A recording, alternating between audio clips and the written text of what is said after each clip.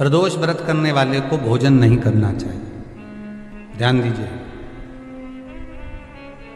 फलाहार करो, उसमें भी नमक का सेवन मत करो।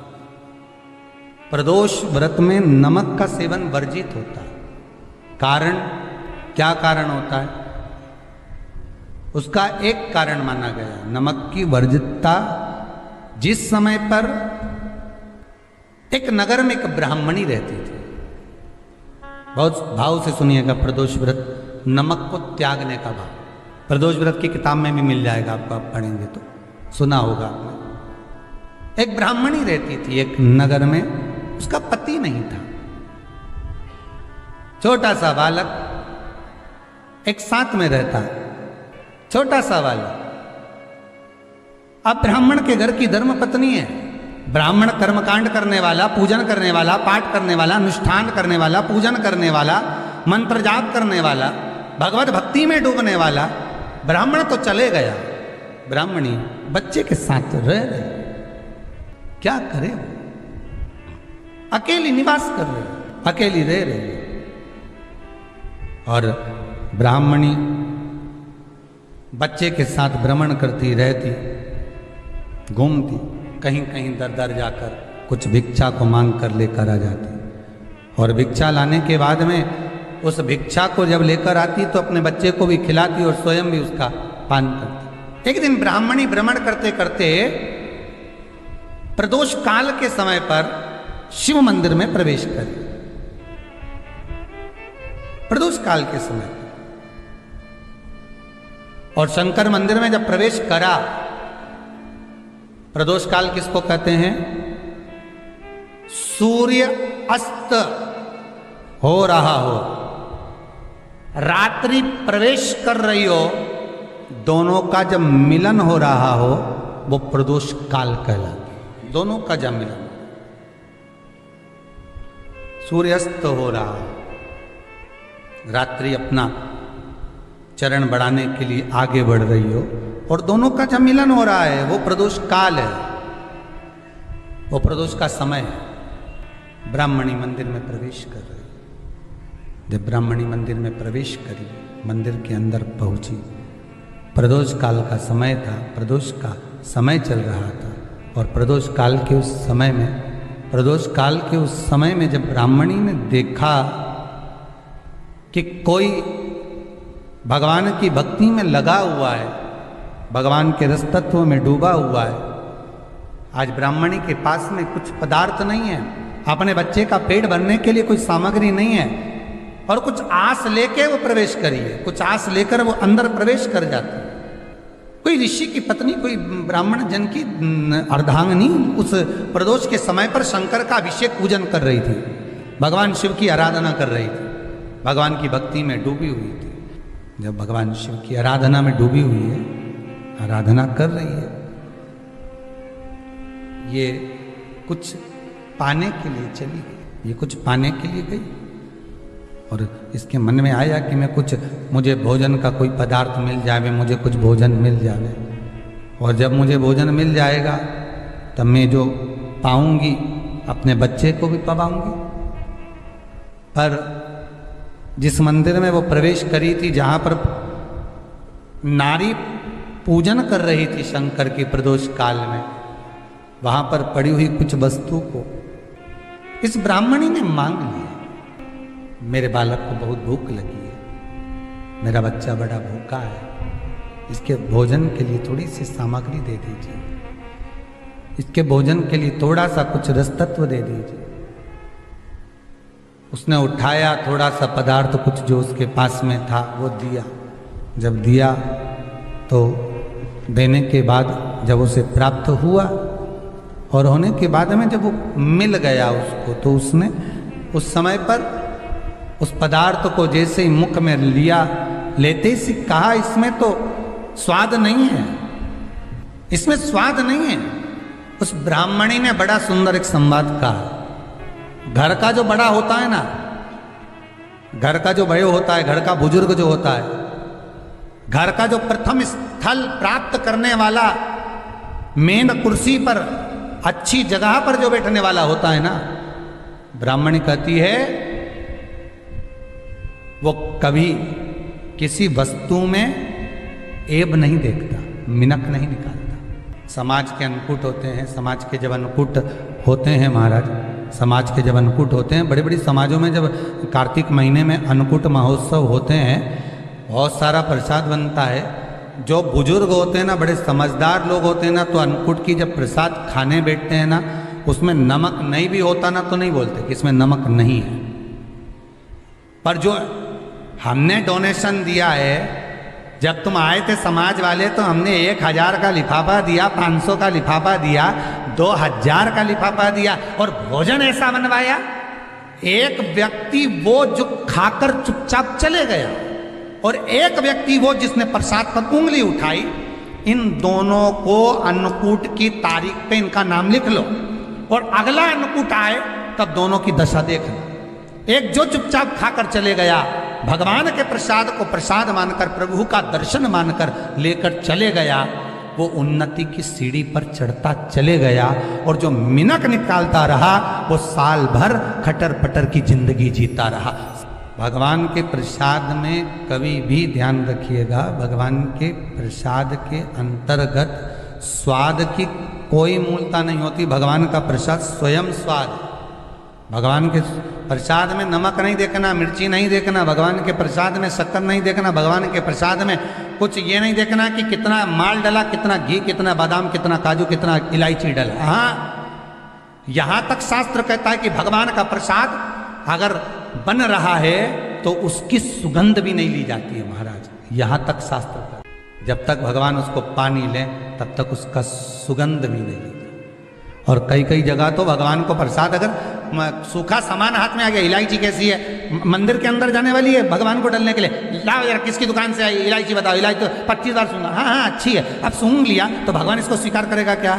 अरे जम के तो बोलो। एक फूल तुमने बगीचे से तोड़ा और सोचा इसमें पहले मैं सूंघ लेती हूँ, इसमें स्वाद है कि नहीं, इस फूल में गंध है कि नहीं, इसमें सुगंध है कि नहीं, और फूल सूंघ लिया, उसके बाद तुम भगवान को देखो, भगवान स्वीकार करेगा नहीं। कई कई घरों में तो हंडी से दाल चलाती जाए ने हाथ में डाल के, ब्राह्मणी ने जैसे मुख में लिया थूक दिया। ये श्रेष्ठ नहीं है। जो ऋषि की पत्नी अंदर पूजन कर रही थी प्रदोष काल, उसने कह दिया आपका चेहरा बता रहा है कि आप ब्राह्मण की धर्म पत्नी, पर आज आप दर दर जाकर अगर भिक्षा मांग रही हो, दर दर जाकर अगर भीख मांग रही हो, दर दर जाकर भिक्षा को मांग रही हो, तो इसमें आपके पति का दोष नहीं है, दोष आपका है। क्योंकि आप भगवान के प्रसाद में भी जो स्वाद देखी थी ना, ये आपका एक जन्म का नहीं है, ये ना जाने कितने जन्म का है। ब्राह्मणी के मस्तिष्क में बैठ गया, ब्राह्मणी के उस वो कहा ना, वो बक्कल में नहीं अक्कल में बैठ गया कि ये स्वाद नहीं देखना। इसलिए प्रदोष व्रत के अंतर्गत ब्राह्मणी ने उस दिन से विचार कर लिया कि जैसे आप पूजन कर रही हो, जैसे आप अर्चना कर रही हो, जैसे आप आराधना कर रही हो, ऐसी आराधना, ऐसी पूजन, ऐसी भक्ति में भी करूँगी, ऐसी आराधना में भी करूँगी। अब मैं स्वाद नहीं देखूँगी। तो प्रदोष व्रत करने वाले को ध्यान रखना चाहिए कि नमक का सेवन ना करे, भोजन ना करे, फलाहार करिए, फल का आहार करिए, प्रयास करिए।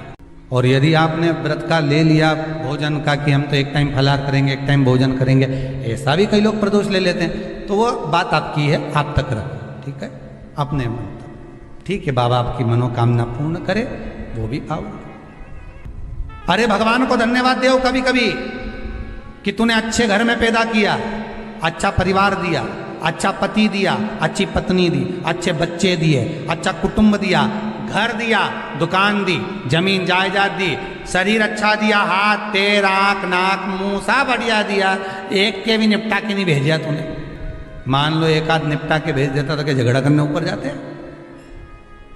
एक ही कान देता और एक गायब कर देता तो यहाँ से चिपका देता, तो क्या कर लेते? हाथ एक देता और एक गायब कर देता तो क्या झगड़ा करने जाते ऊपर कि मुझे ऐसा शरीर दिया? नहीं, भगवान को धन्यवाद देना कि मुझे अच्छे घर में पैदा करा, कटोरा लेके वहाँ चौराहे पे नहीं बिठाया, तूने अच्छा घर दिया, 2 समय की रोटी दे रहा है, खूब जोरदार शरीर दिया, भजन करने का मुहूर्त दिया, और बचा कुचा था तो ये सियोर वाला महाराज दे दिया, कथा सुनाने वाला। शाम के समय पर प्रदोष काल में बेलपत्री के पेड़ के नीचे, चाहे शंकर के मंदिर के दरवाजे पर या शिव मंदिर में, अगर आप प्रदोष के दिन दिया लगाते हो, सोमवार के दिन दिया लगाते हो, तो ऐसा कोई व्यक्ति नहीं जिसको मेरे देव अधिदेव महादेव मेरा विश्वनाथ भंडार नहीं भरता हो, खाली नहीं छोड़ेगा, दे देगा, भंडार भर देगा, कमी तो नहीं रख सकता, ये पक्का। पर तुम करना ही नहीं चाह, 2-4 सोमवार करो और उसके बाद कह दो महाराज जी हमने तो करा था, हमको तो मिला ही नहीं। 2-1 प्रदोष करा तुमने, अरे 1 साल करो, सारे दरबदर भी तो अपन ठोकर खा कर आए, इतना साल निकाला अपन ने, और 6 महीना 3 महीना 4 महीना भगवान से निवेदन तो करो, दिल से कहो तो सही, नी भंडार भरे तो बात दूसरी, एक बार बोलो तो। पर जगत के लोगों के सामने जाकर मत कहना, कहना तो देव अधिदेव महादेव से कहना।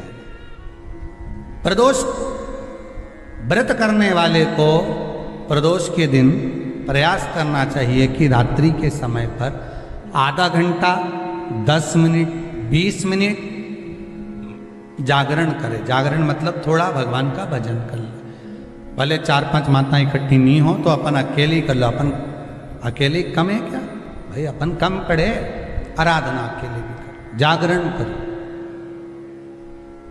जब आपकी 11 प्रदोष हो जाए, 26 प्रदोष हो जाए, तब उद्यापन करो। उद्यापन 2 ब्राह्मणों को जोड़े से बुलाओ, ब्राह्मणों को जोड़े से बुलाकर उनके चरणों की पूजन कर कर, आराधना कर कर, सुंदर मंडप तैयार कर कर भगवान का, उसमें सुंदर रंगोली डालकर, मंडल बनवाकर पूजन करो शंकर भगवान की प्रदोष का। 1 दिन पहले गणेश की आराधना करो, पूजन करो, और प्रदोष वाले दिन जो मंडल बनाए हैं पूजन अर्चना करने के लिए, जो स्थान दिया है उसकी आराधना करो। खीर की आहुतियाँ दीजिए 108 बार, जो ब्राह्मण आए उनके माध्यम से मंत्रों द्वारा पूजन कराकर खीर की आहुतियाँ दीजिए शिव नाम महाराज। फिर ब्राह्मणों को जोड़े से भोजन कराकर, चरणों को नमन कर कर, दक्षिणा प्रदान कर कर, निवेदन कर कर ब्राह्मणों से कहें, हे ब्राह्मण देवता, आप हमें आशीर्वाद प्रदान करें कि जिस प्रदोष का हमने व्रत किया है उस व्रत का पुण्य फल हमें प्राप्त हो। ऐसा ब्राह्मण चरण को नमन कर कर, प्रणाम कर कर उनसे अपने मस्तक पर अक्षत छुड़वाएं, फिर नमन कर कर, भोजन कराकर विदा करें। शाम को भगवान का जागरण करें। ऐसे प्रदोष व्रत का उद्यापन कर अपने जीवन को सार्थक बनाएं। ऐसा सुंदर प्रदोष व्रत का व्याख्यान वर्णन स्कंद पुराण में करा गया। वही स्कंद पुराण का प्रदोष व्रत का वर्णन आपको शिव महापुराण के इस सुंदर संवाद में किया गया। एक दिन शाम का समय, प्रदोष काल, प्रदोष काल भगवान देव अधिदेव महादेव माँ जगतजननी पार्वती जी के साथ में भ्रमण पर। देखिए, अगर प्रदोष का व्रत नहीं कर सकते, प्रदोष के दिन आप व्रत नहीं कर सकते, मान लो आपसे भूखा नहीं रहा जाए, प्रदोष का व्रत नहीं कर सकते, प्रदोष के दिन आप भूखे नहीं रह सकते, मंदिर भी नहीं जा सकते, दिया भी नहीं लगा सकते, तो शिव महापुराण की कथा कहती कि प्रदोष के दिन, प्रदोष काल में अपने ही दरवाजे के पास देवाधिदेव महादेव का स्मरण कर लक्ष्मी की वृद्धि के, कार्य सिद्धि के, संपदा को प्राप्त करने के आप अपने ही दरवाजे के पास में एक दीप लगा सकते। कौन से दिन? प्रदोष।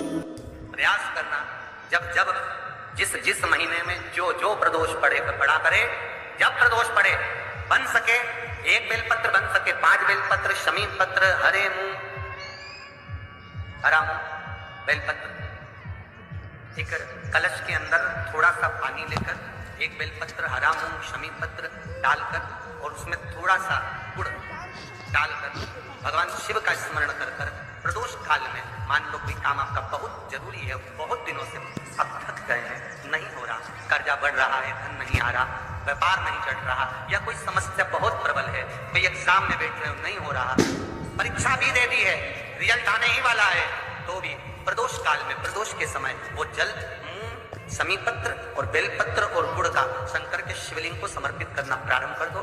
2 या 3 प्रदोष करोगे, बाबा आपकी मनोकामना शीघ्र पूर्ण कर देगा। श्री शिवाय नमस्तुभ्यं। हर हर महादेव।